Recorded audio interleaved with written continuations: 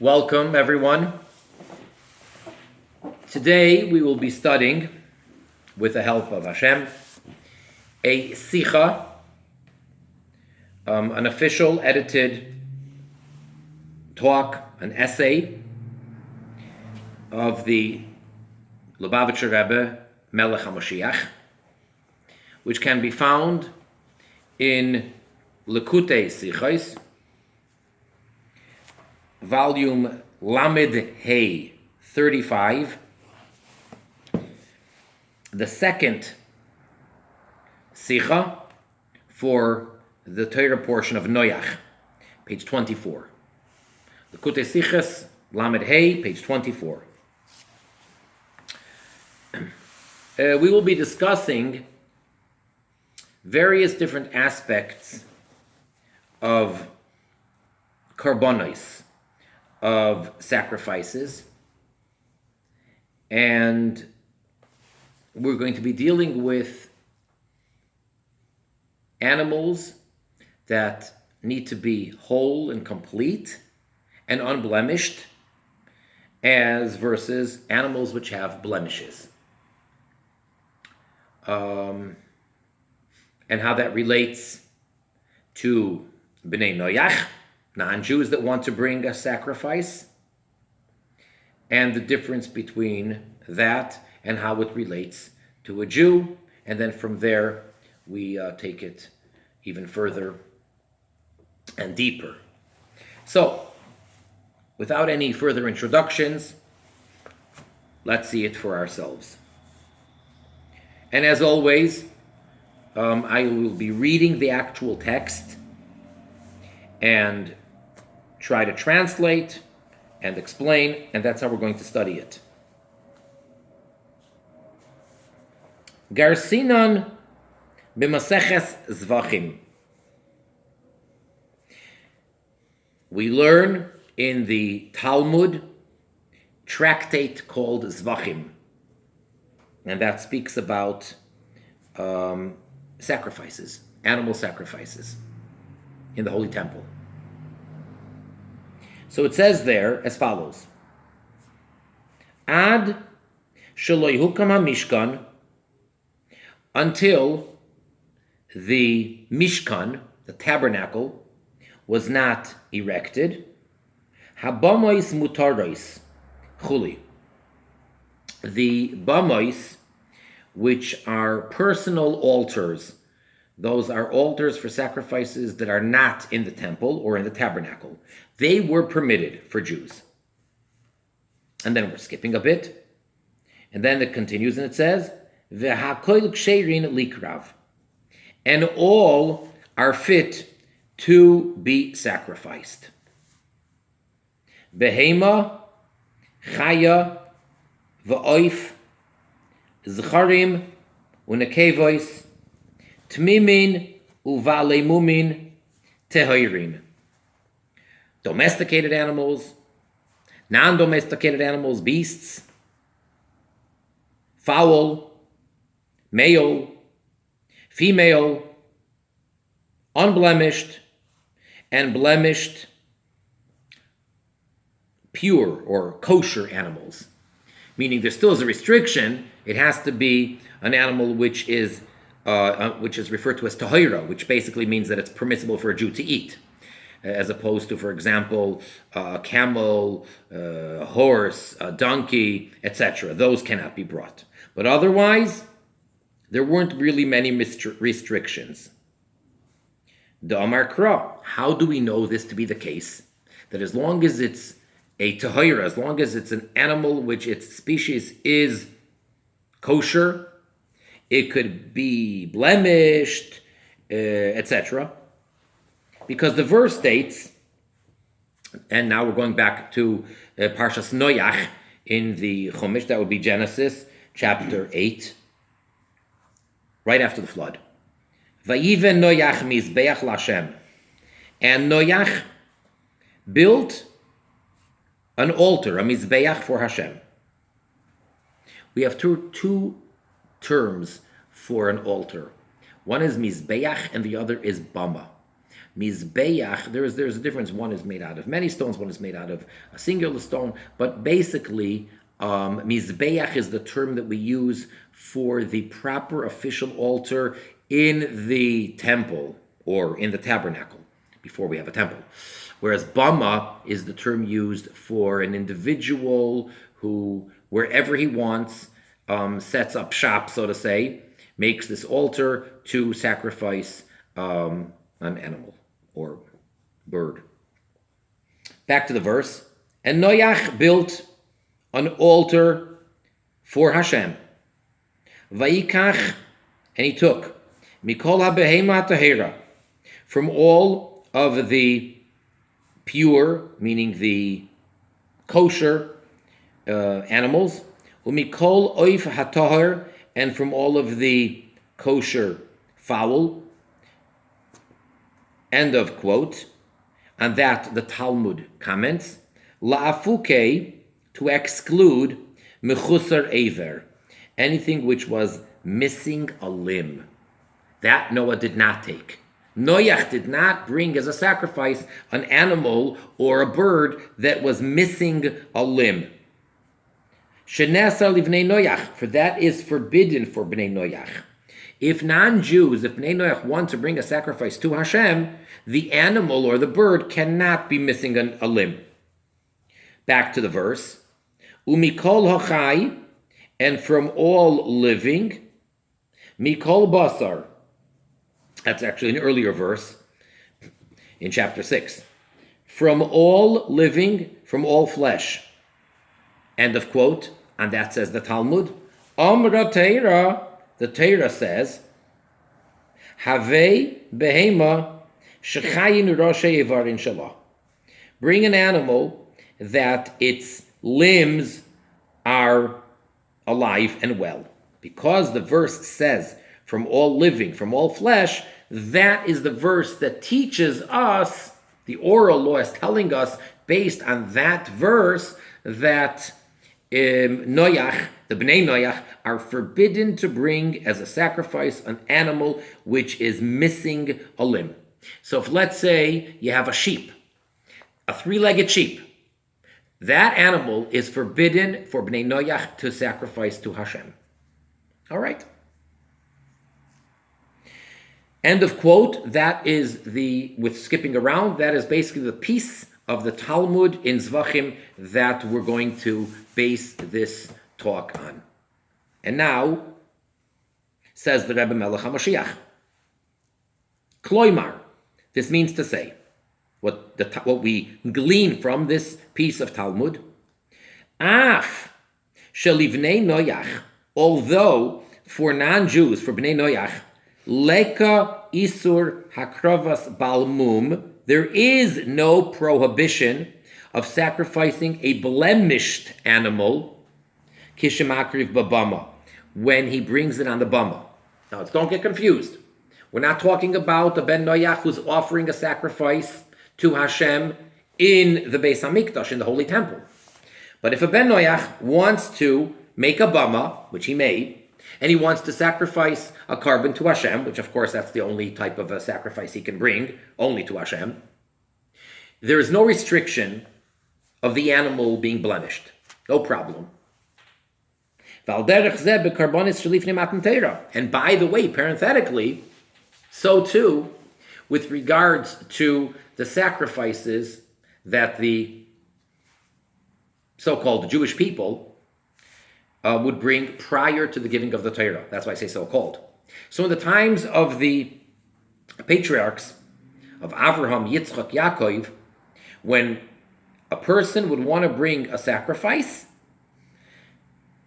they were allowed to bring an animal that had a mum, that was blemished. So even though that's true, that a Ben Noach can bring an animal that has a mum, mikol makoim, nonetheless, yesh isur hakrovas mechusar eiver. There is a prohibition against sacrificing an animal that's actually missing a limb. So we're making a clear distinction between a blemish and missing a limb. Now, For instance, the Rambam, Maimonides, lists all of the blemishes of animals. It's a long list. And what makes an animal considered blemished? All of those are not a problem for a ben Noach, unless it's missing a limb, as we said. Let me sidetrack for a moment. This may be familiar to some of you, perhaps. There is a story in the Talmud, not in this section, different tractate, where it tells us a story, the build-up and what led to the destruction of the Second Holy Temple nearly 2,000 years ago. It's a famous story. It's known as Kamtza Ubar Kamtza. Well, basically, the tale-bearer Jew, the not good guy in the story, who wanted to take revenge from the elders, from the rabbis. So he went to the emperor, he traveled all the way to the emperor, and he made up a libel against the Jews. And to prove his point, to convince the emperor, he told him, you'll see that if you offer a sacrifice, they won't accept it. They won't sacrifice it. So the emperor sent an animal, and with this Jew, and what he did was he made a slight blemish on it, which the Talmud says that type of a blemish, non-Jews don't consider it to be a blemish. Just a little cut, a little slit. But for us, it is considered a blemish. And since this was being offered to be brought as a sacrifice in the temple, it can't have a blemish according to the Torah. And therefore, the priests and the rabbis at the Beis HaMikdash had this dilemma what to do. But at any rate, had that animal been offered by the emperor in Rome on a bama altar to Hashem, would have been fine, no problem. He can bring a blemished animal. So we find over here a difference, though, and that's what we're going to get into. What's the difference? Why the difference? An animal that has a blemish, Bnei Noach are allowed to bring it as a sacrifice outside of the temple. If it is missing a limb, they may not. Simple. Ulechaira, and at first glance, mashma, what is implied here, the Baal Mum umechusar Eiver heim beis shemais v'isurim shoinim, that to call something blemished and to say that something is missing a limb, these are two distinct terms and two different prohibitions. That's what it comes out. The word mum, blemish, peirushoi, what that means is kol pegima shehi, any type of a blemish, any type of a, well, the English word is blemish. Anything wrong with it, any type of a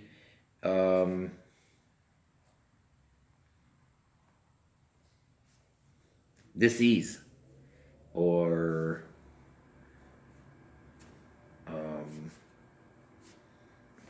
blemish.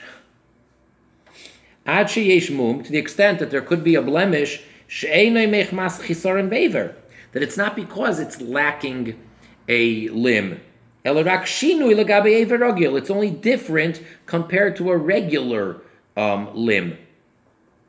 In other words, if it's disfigured, or if it has something which is not proportionate.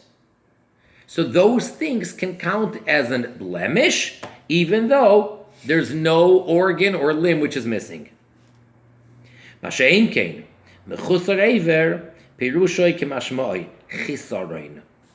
is not the case, though, when we speak about the other type of a prohibition, the other type of a defect, and that would be if it's missing a limb, and that means literally missing. So if something is missing of the animal. So for example, a broken leg. Is any part of the animal missing when its leg is broken? No. It's just that the bone is severed. The bone is broken. That is a blemish. That is not anything missing. Whereas if it's a three-legged animal, it's missing a leg. That's the difference. So same thing. If the animal has a certain type of, any one of the very many blemishes on any part of the body, whether it's the eyes or the ears, it's a long list. So as long as it's not missing any part of the body, it's blemished, it's not missing. But seemingly much more severe and a whole different level, and it's a different term, and it's a different prohibition, is an organ or a limb which is missing. However, it really seems to be that that's not so. What we just said is the way it appears at first glance. Now we're going to say, but really it's not so. Why not? Al pi diuk lashon hashas, based on the specification, and if you take careful and close look at the language of the Talmud. Remember, this is Torah. This is the oral tradition, so it's perfect. What are we talking about? What we just mentioned. Besipur de Kamtza var Kamtza, in the story of Kamtza and Bar Kamtza, from a different tractate. And again, here's the story. De kasher sholach ha-Kesar karbon li-Yisrael lahakriv al gabe ha-Mizbeach. When this Caesar sent with this Bar Kamtza Jew an animal with the intention of sacrificing it, he sent it to the Holy Temple, to Jerusalem, so that they bring it upon the altar in the temple. Hare, behold, and now we quote the Talmud. What does it say at this point in the story? The Hade de Kaase, before he came, with this Bar Kamtza, before he arrived to the temple in Jerusalem, Shada Ve'muma, he placed a blemish, he made a blemish, Beniv Sfosayim, on the rim of the lip. On the lip of the animal, he made a blemish, he slit, he cut it. Va'amrila Bedukin Sheba'ayin, and some say that it was on part of the eye, that he made a little blemish on the eye. Either one of those is a blemish. Duchta, so the Talmud explains, it's such a place, the Lididan, that for us Jews have a muma. It's considered a blemish. Ulididhu, and for them, for the non-Jews, lav muma hu. It is not a blemish. In the parentheses, uveperish Rashi, and in the most basic commentary on the Torah, and in this case in the Talmud, Rashi. So Rashi is the main commentary, both in the written as well as in the oral law. What does Rashi say? How does he explain this piece that we just said?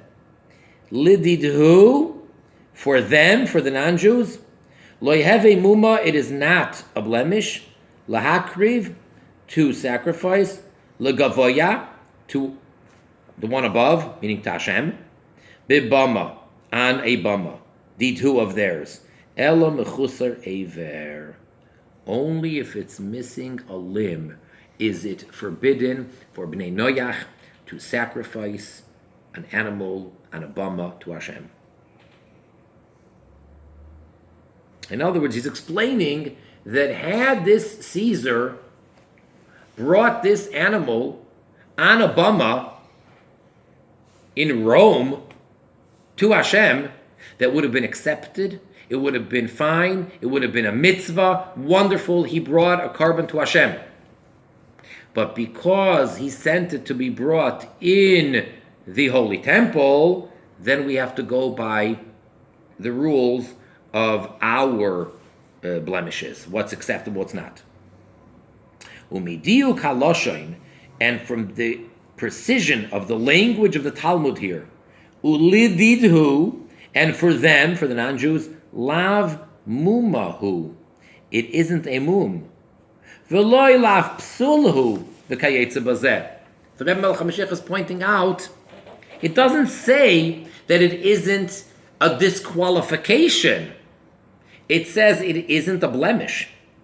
Mashma, that implies the gam etzel b'nei Noach, that also by b'nei Noach, hapsul de mechusar eiver, this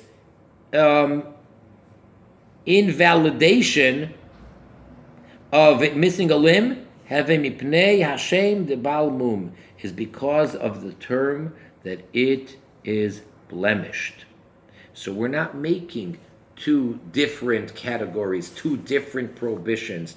One is if it has a blemish, and one is if it's missing a limb. And for Bnei Noach, in this situation, a blemish is fine, missing a limb is not. No, there's no such thing. It all falls into the category of being blemished. Elo de etzlam, the only difference is that by Bnei Noach, rak mechusar eiver nechshav balmum. It's only if it's missing a limb is it considered to be blemished. Uchshein mechusar eiver nechshav tamim. And when it's not missing a limb, it's considered whole, unblemished. Masheinkin l'didan, which is not the case for us Jews. Gam bedukin shebayin hevi muma. Also in this part of the eye, that is also considered a mum. So we have different set of rules and different standards of what's considered a mum, a blemish. But it's not that a blemish is permitted for Bnei Noach. It's just that for what's considered a blemish for us is not necessarily a blemish for them. For the Bnei Noach, it's considered tamim, which means whole and perfect and complete, which is the way that the animal is supposed to be. So it's relative. V'yesh levar zeh. Now we can explain what we just said. Al pi mashen isbar b'mokim acher ba'oirech, based on that which is explained elsewhere at length. And here the Rebbe Melech HaMashiach is referring to his own talks that he said and published earlier, as he references in footnote 9. So he's now going to recap something that he himself explains in earlier volumes. And based on that, we'll understand this. What does he say? Sheyesh kama dargos v'ofanim be'inyan hashleimus v'atmimus.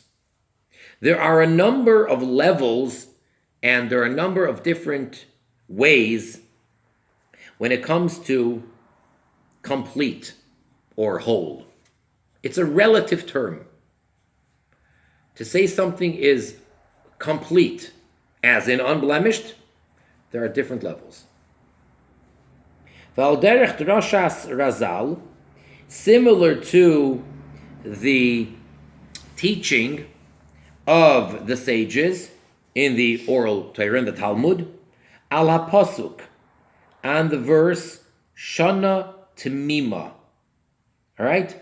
There is a verse which says Shana Temima, which is generally translated as a complete year, a whole year, meaning not missing any days, a full year. So, the interpretation given to those words in that verse is that what is the Torah coming to include when it says a year which is Temima, complete? It's coming to include a leap year with that month. Meaning, just to remind you, the Jewish calendar is a lunar calendar, and therefore it goes by months. And there's no such thing really as a year. There's just months, month after month after month, and the months are very precise, unlike in the solar calendar where the months are just made up. So here the number of months are made up by the Torah, and on a solar calendar it's just, however it developed, it wasn't always like this anyway. It's a solar calendar, it goes by the sun, not by the moon. So The Jewish calendar has 12 months, and every month has 29 or 30 days.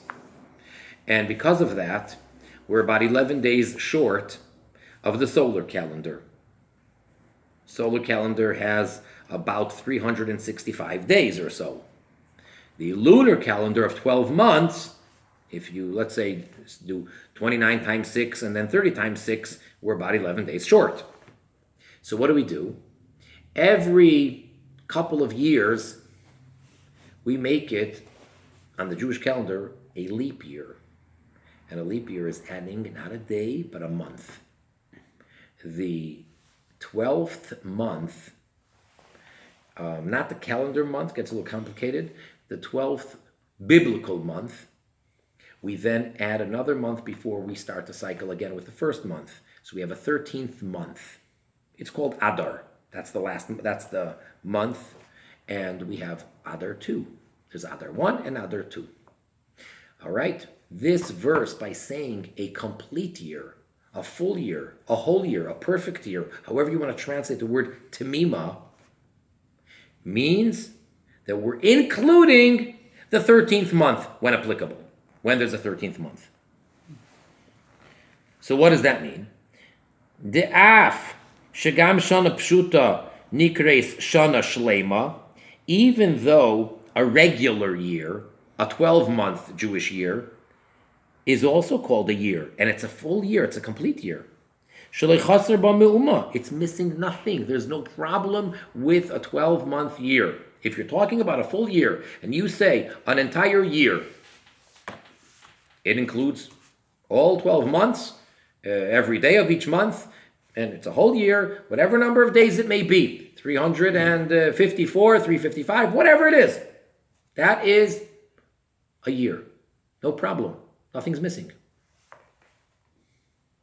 Mikol Mokim, nonetheless, Eina Shana Tamima.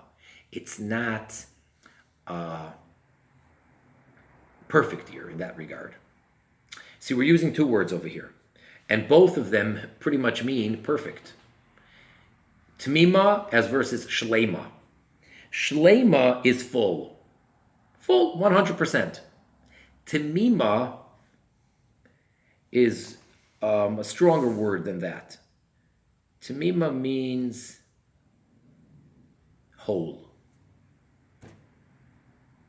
Full versus whole. Sound like a synonym maybe. Okay? So, the year that has 12 full months, and every day, and that's a full year, is not a Shana Tamima. Shetoyar Zeh, this description that we use, the word Tamima, Hurak L'Shana Muberes Sheish B'Yud Gimel Chadashim, is reserved only for a 13-month year, a leap year, which has 13 months in it. And it has many halachic ramifications. In Jewish law, it could apply for many things. For example, if a person says, on the first day of the month of Nisan, let's say, because biblically that's the first month. So on the first day of the month of Nisan, if a Jew says, I hereby take a vow to not drink wine for 1 year starting now. Okay? How long is he not allowed to drink wine for? Can't drink wine till the 1st of Nisan next year. How many days is it? Doesn't matter, it's a full year. So it doesn't matter which months have 29, which have 30. It's a full year. Okay? That's a year. It's a full year. If that upcoming year ends up having a 13th month, well, then he's got to wait an extra month, and he can't drink wine instead of 12 months for 13 months. Well, what's the difference? Well, this is a full month, and this is a full year, and this is a whole year, a complete year. V'hainu, meaning to say, Lefisha toyar tamima, since the description using the word tamima, moire, symbolizes, represents Lo yirak al shlilas chisaron, not only negating any lack, that there's no deficiency, elo al tmimus v'shleimus noisefes, but rather it's additional completion. Shegam bilado ein adover chaser, that even without it, the thing is not missing. So there is 100%. If it's missing anything, then that's a problem and it's not 100%. But then beyond 100%, you have above and beyond that. That would be the difference between Tamima and Shleima. Shleima means complete in the sense of 100%. Tamima is a stronger word which is implying better, beyond, more than 100%. I mean, you can give all sorts of different examples for what this would include, what it would mean. Maybe in food, you can say, well, here is what this person needs today for their balanced diet.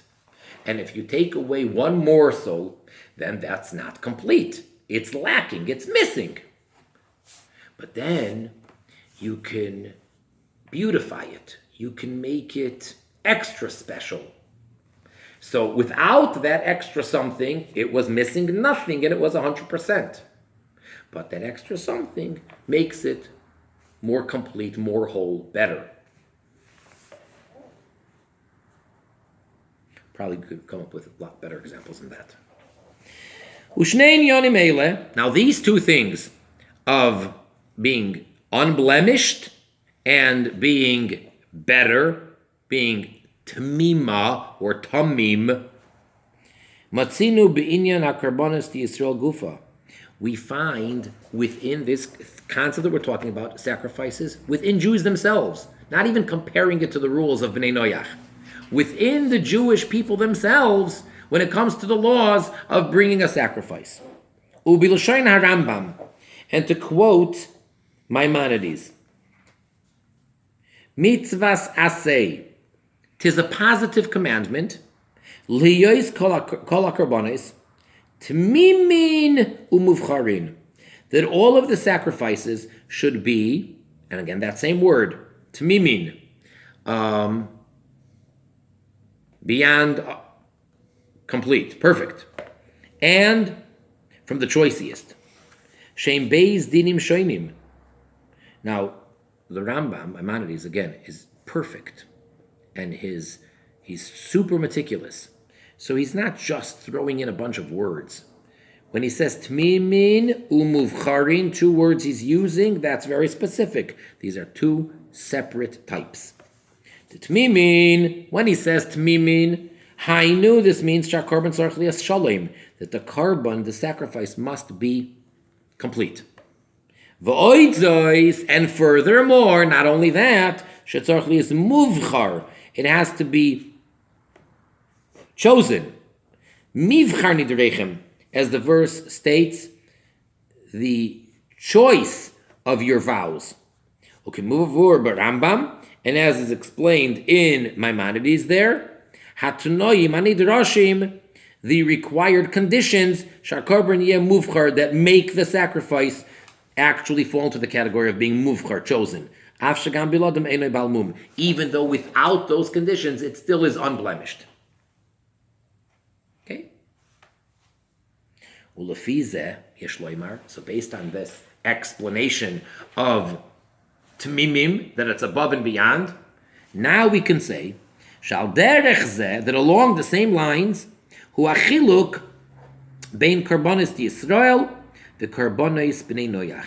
This is now going to be the basic idea of the difference between a sacrifice of Jews and a sacrifice of non-Jews. The sacrifices of the Jews after the giving of the Torah, because prior to the giving of the Torah, we said the rules were the same, like by Bnei Noach. But after the giving of the Torah, now if a Jew wants to bring a sacrifice, or those sacrifices that are obligatory, Nidreshes shleimus v'tmimus yesera. What is being demanded of the Jew is more than 100%. It's a perfection, it's a completion beyond. Shegam pegam oishinui b'ha'ever atzmoi nechshav kichisaron umum. That also a blemish of some sort, or a change, or some abnormality in the limb, even though nothing is missing, is considered as if something is missing and as if it's blemished. Which is not the case, though, with regards to the perfection and the completion of the sacrifices of non-Jews, of Bnei Noach. And likewise, when it comes to sacrifices of everybody prior to the giving of the Torah. Harei rak mechusar eiver heve begeder mum. Hepech hashlemus. So then, behold, only if the animal is actually missing a limb does that go into the category of a blemish, because it's no longer 100%, it's missing. But if it has a blemish of some sort in the limb that it has, in the existing limb that's not missing, lav mumahu. Again, to quote the words in the story of Kamsa and Bar Kamsa, for the non-Jews, that's not a mum. Not that it's not a psul, not that it's not going to invalidate it, it's not a mum.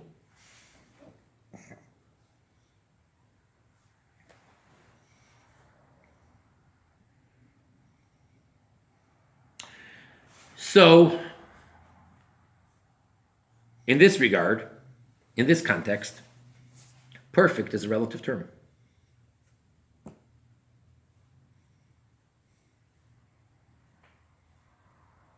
B'derech zu, we're on page 25, bottom of the right-hand column, by the second section, base. B'derech zu, yesh leva'er divrei harambam gabi korban oif. So along the lines of the explanation that we just gave, we can explain the words of Maimonides, the Rambam, with regards to an offering of a bird, a sacrifice. Shekosav, that he wrote as follows: Ein hamumin poislin ba'oif. The blemishes do not disqualify the bird offerings. Sheloi ne'emar, for the verse does not say Tomim Zachar Ela Bivehema Bilvad. When the verse states that it has to be a perfect, complete male, it's only speaking about animals, not fowl. Bamed Varim Amurim, but then the Rambam continues and he qualifies this. When does this apply? Bimumin Ktanim, in small blemishes, then we don't care about it when it comes to a bird. Aval oif sheyavash kapoi.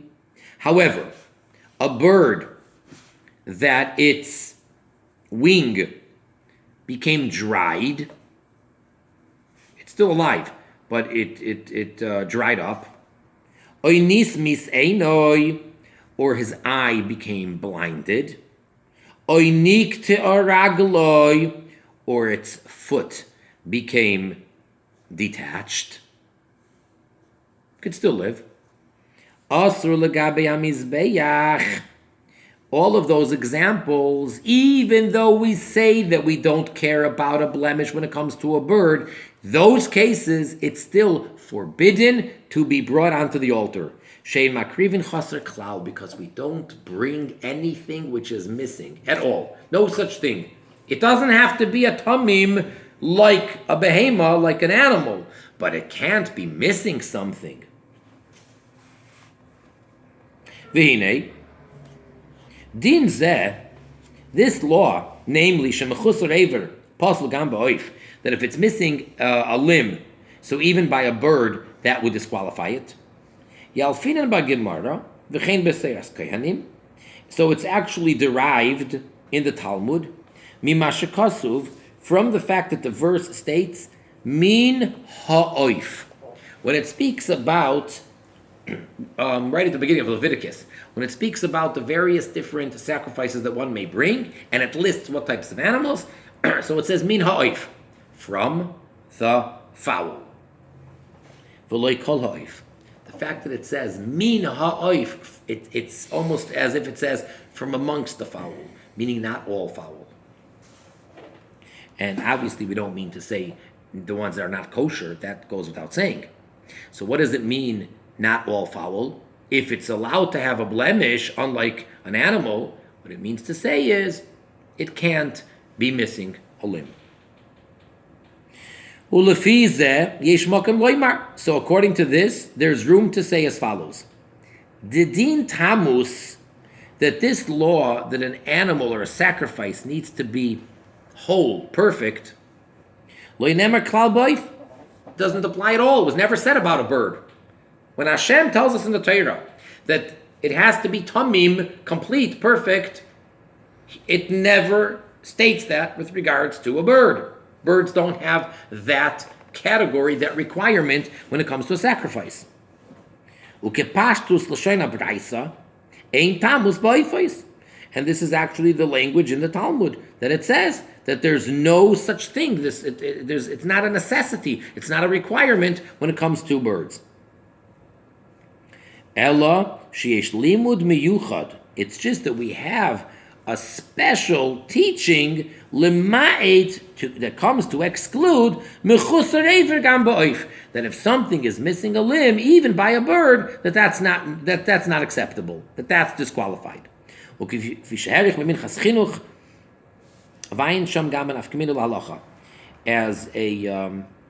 one of the authorities, which is actually a commentary on the list of the 613 commandments, so he elaborates on this, and over there it also comes out practical differences in Jewish law. But the bottom line is that there's no requirement of being tamim, complete and perfect, beyond 100%, etc., when it comes to birds.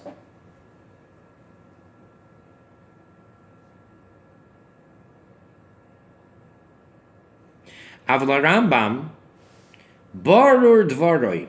However, Maimonides, what he says, very clear. Deha shemechusar aver pasul ba'oif, that which a missing limb is disqualified when it comes to a bird.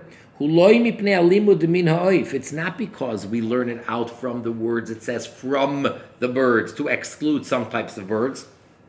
Ella, rather, that's because we don't bring something which is missing at all. Period. There's no such thing as bringing as a sacrifice in the temple anything which is missing a limb or an organ. Shadin zeh, this law, Aleph, A, Einim Yuchad Ba'oif, it's not unique for a fowl. Elu Klal B'chol Karban. It's a rule for every and any sacrifice, across the board. And Beis, B, Nilmad, Mashakasav Rambam Lifnei Zeh, this is derived Mimashakasuv Tmimim Yulachem, from that which the verse says that Tmimim they shall be for you.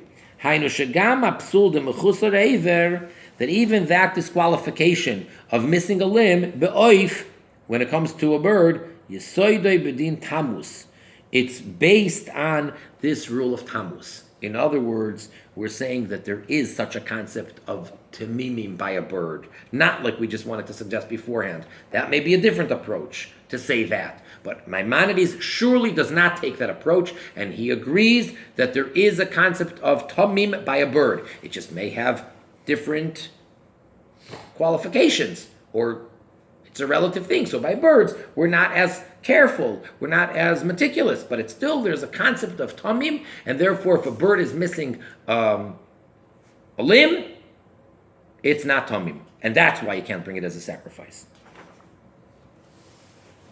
Page 26 on top.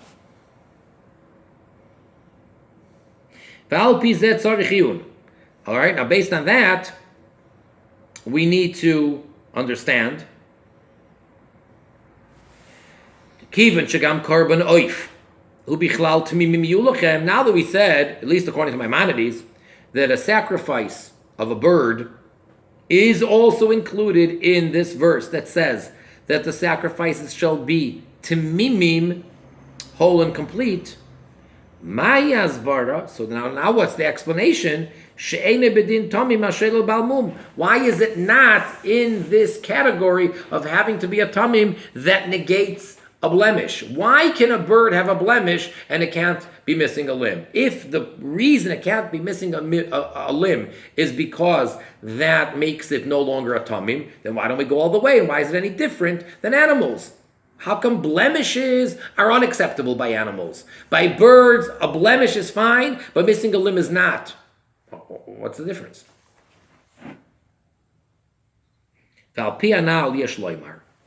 based on what we said above, we can now explain as follows. Shesvira Leila Rambam, Maimonides holds She'ein Balmum Umechus Rever Beis Shemes Nifrodim. Having a blemish and missing a limb is not two separate categories. Sherak Chad Minayu Mechus Rever Yeshne Boif. And don't say, well, they're two separate categories, and only missing a limb applies to birds.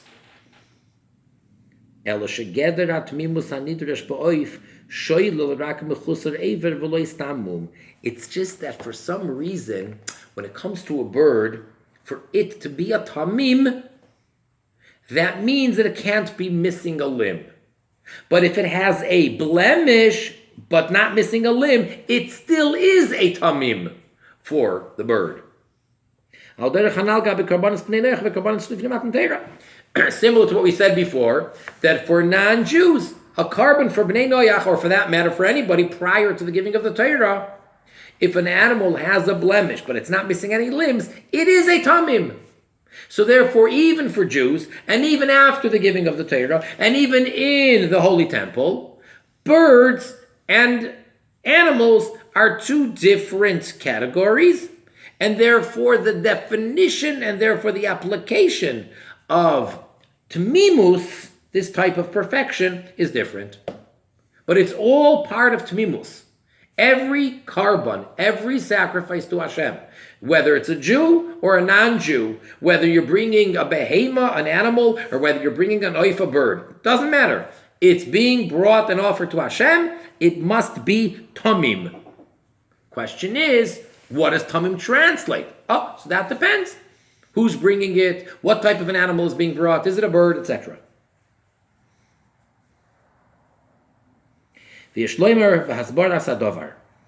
But now let's give some explanation. Why is it so that a bird can be a tamim as long as it's not missing a limb, whereas an animal cannot?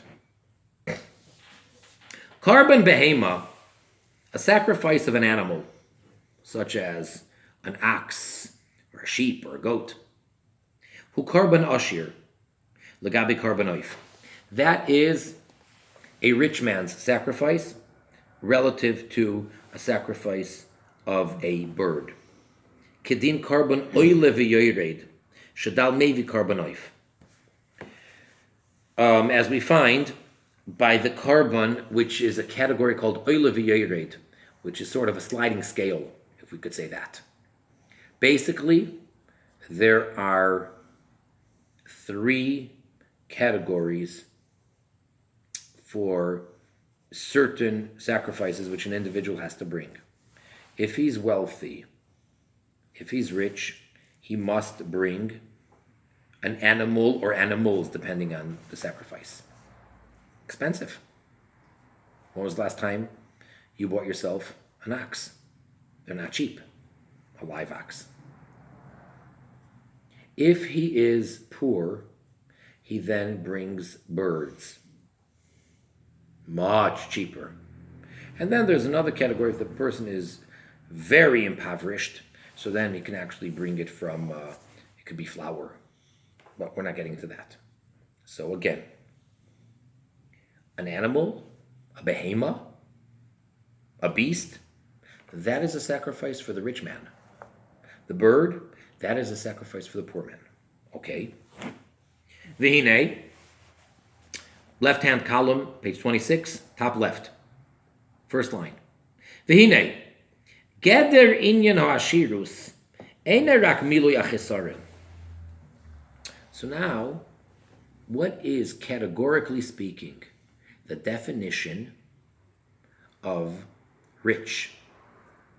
It doesn't just mean that whatever is lacking is filled, that he has no lack. He has 100% of his needs. That's not what we call rich.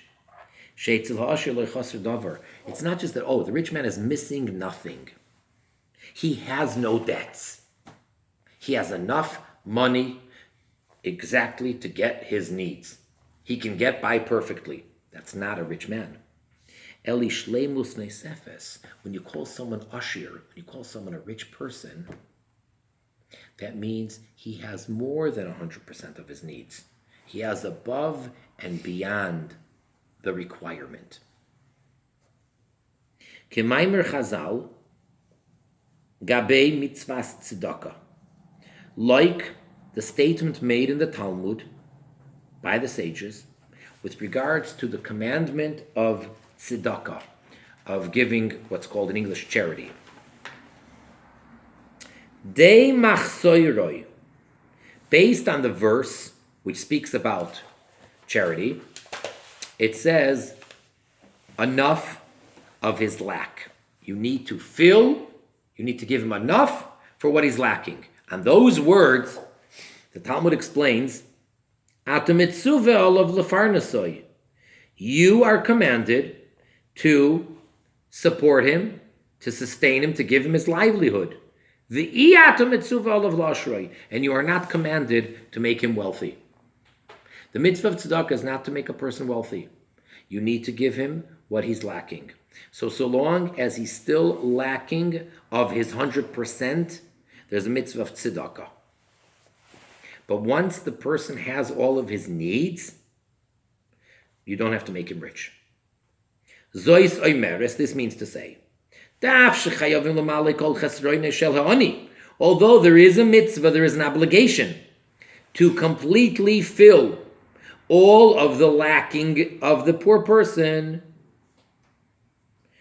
And parenthetically, in a certain sense, ad dasher yechsar loy, to the extent of what it says there in that verse, that very same verse, whatever he is missing, koilo, this includes, says the Talmud, afilu sus lirchoy volav veved larutz lefanov, even a horse to ride and a servant to run before him. Imu ben toivim harei lekach. If he is a person of that class, that it's fit for him. Meaning, a person's needs is a relative term.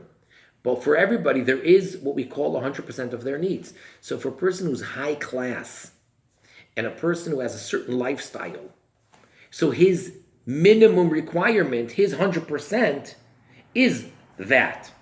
So if he is accustomed, and until he hit up on hard times, if he always had a slave running in front of him, announcing his arrival and clearing the path for him and what have you, that's what he needs.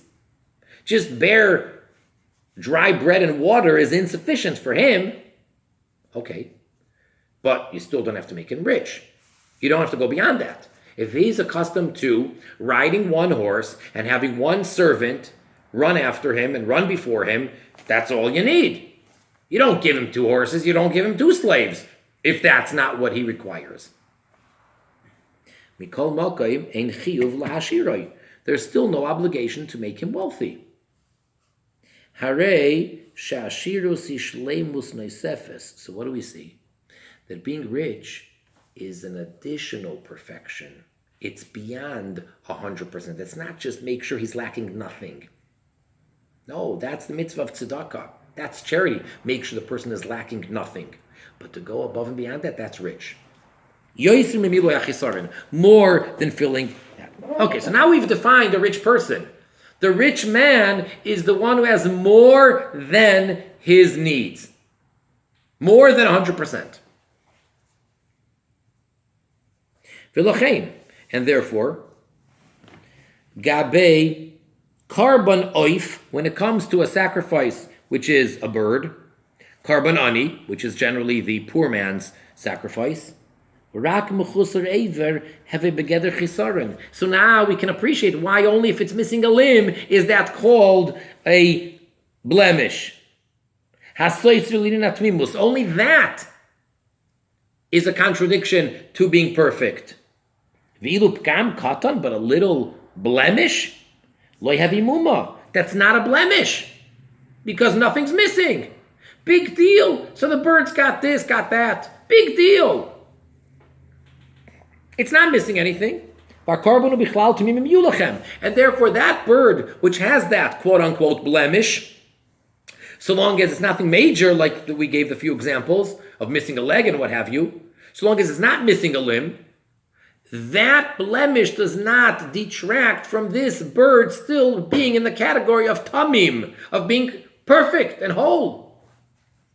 It's only when it's a sacrifice of an animal, which is the rich man's sacrifice. Then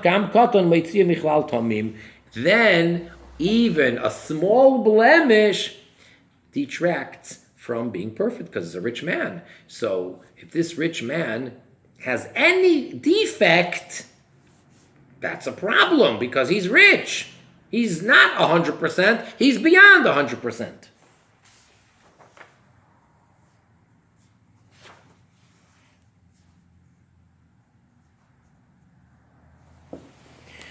'26, left-hand column, bottom half.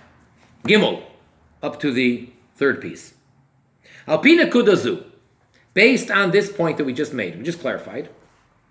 Dezesh estamum, that which a regular blemish, shein boy chisar never, which there's no missing limb, loy havi psul, is not considered a disqualification. Bekarbono is the koydem matan Torah, with regards to the sacrifices prior to the giving of the Torah.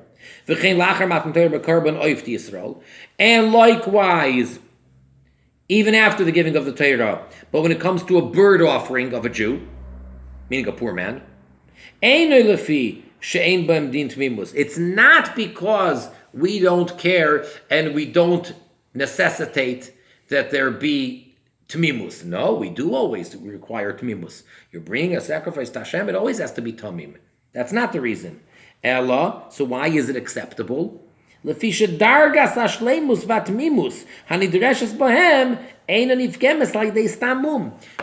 the level which is necessary for them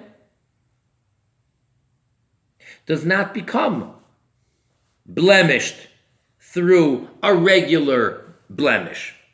That's insignificant. It's not significant enough to take it out of being tamim. Oh, so now that we've established that, yesh liyashev al pipnim yisoinyonim kushias hatoisfis haloshon hashas. Now we can answer, according to the inner dimensions of the Torah, a question that one of the main commentaries, known as Tosfos in the Talmud, asks on the wording of the Talmud. Behad machshir Rabbi Akiva balimumin, that which there is an opinion of Rabbi Akiva, who he says that an animal that has a mum is acceptable. He says the im olu lo yerdu. If they went up onto the altar, you don't take them down. It's fine. It's acceptable. Shurak bedukin shabuayin hoyluk shem boifois. So the Talmud explains that which Rabbi Akiva says that if it has a blemish and you brought it up already, it's fine, it'll be accepted, and you don't have to take it down. That's only if it has this blemish of the eye, like we spoke about in the story of Kamtzu bar Kamtza.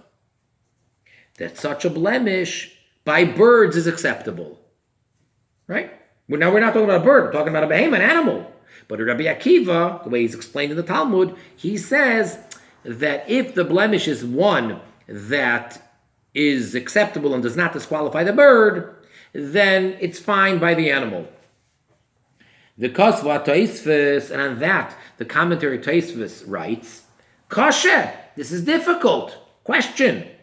The Ikar Kama Mumin, the Loi Pasle, there are a number of blemishes which do not disqualify. Shein and Mechusar Eirever, they're not missing a limb. V'amai Noki Tukin Shabayin. So why does the Talmud, when explaining Rabbi Akiva, give this one very particular case of this blemish of the eye? There are other blemishes. V'chein begitin, and for that matter, continues Tosfos, likewise in the tractate of Gittin, the Sipur de Kamtzu Bar Kamtza, that's where the story of Kamtza and Bar Kamtza is. He could have made a blemish somewhere else. Why does the Talmud say he made a blemish in the eye? It didn't have to be on the eye or on the lip. It could have been any other limb, any other blemish, so long as it didn't actually remove a limb. V'nisharu bekushya. And the Tosfos commentary remains with this question. It remains unanswered. Now, says the Rebbe Melech HaMashiach, we can answer it based on the deeper inner dimensions of Torah. And based on the above, we can explain, we can answer. That in this example, both in the case of Bar Kamtza as well as the way the Talmud explains Rabbi Akiva, in this example of the eye blemish, Meramez Hashas, the Talmud is hinting, Shateichen apnimi shel hashleimus hanesefes, that what is the deeper, the inner meaning of this additional perfection that became innovated by the giving of the Torah when it comes to sacrifices. Sacrifices existed before the giving of the Torah. Avram, Yitzchak, Yaakov, Noach, they brought sacrifices. So what exactly, with regards to sacrifices, was innovated, that Hashem introduce and change by the giving of the Torah? Shebiglala, that because of that, nishlal kol mum. Now, any mum is out of the question, unacceptable, the korban behemoth Yisrael. If it's a Jew who's bringing an animal. Shaykh linin hariyah dafka. This is associated specifically with the idea of vision. That's why we're talking about the eye.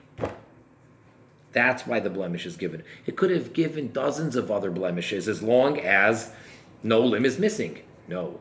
Both in the story of Bar Kamtza as well as the way we explain Rebbe Akiva. But we are kind of out of time for today, and hopefully we will be able to conclude, to finish this Sicha next time, hopefully. And until then, wishing everybody the greatest success. And personally, I don't suggest that you offer any sacrifices yet, even though theoretically you'd be allowed to, but because it entails many details and you got to do it right, you don't want to make a mistake. And just because something is theoretically or in general permissible, you got to make sure you got all the details. And we didn't even finish the Sicha yet, so if you would be so kind as to hold off and not build your own bama and bring your own sacrifice, at least not yet. In the meantime, continue studying and teaching and promoting the observance of the 7 Noachide commandments, and let's make this world the world that it was created for and meant to be, and let's make Mashiach the true and complete reality now.